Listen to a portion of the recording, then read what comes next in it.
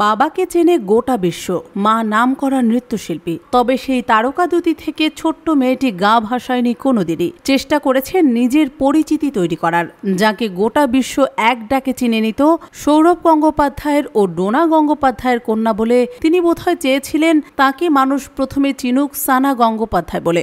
বর্তমানে লন্ডনে কর্মরত সৌরভ গঙ্গোপাধ্যায়ের কন্যা সানা উচ্চশিক্ষার পরে আপাতত লন্ডনেই কাজ করছেন তিনি, যিনি কলকাতার বুকে জীবন কাটাতে পারতেন বৈভবে, পরিচিতিতে, খ্যাতিতে। লন্ডনে কেমন কাটছে তার জীবন?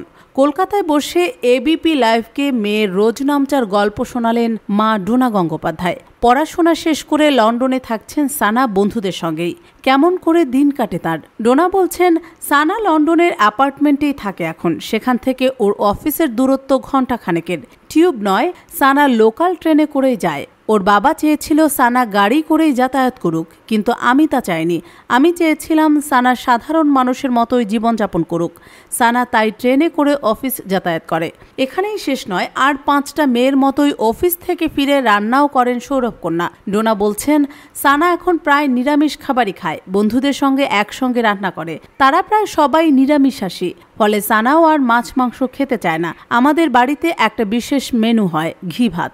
জিনিসটা আসলে সবজি দিয়ে, ঘি দিয়ে তৈরি করা পোলাওয়ের মতোই। সানা ওটা খুব ভালোবাসে। ও লন্ডন থেকে ফিরলে বাড়িতে ওটা রান্না হবেই। নববর্ষে বেশ কয়েক বছর পরে কলকাতায় ফিরেছেন সানা। আগামী বেশ কয়েকটা দিন এখানেই থাকার পরিকল্পনা রয়েছে তাঁর। নববর্ষও কেটেছে বাড়িতেই, পরিবারের সঙ্গে।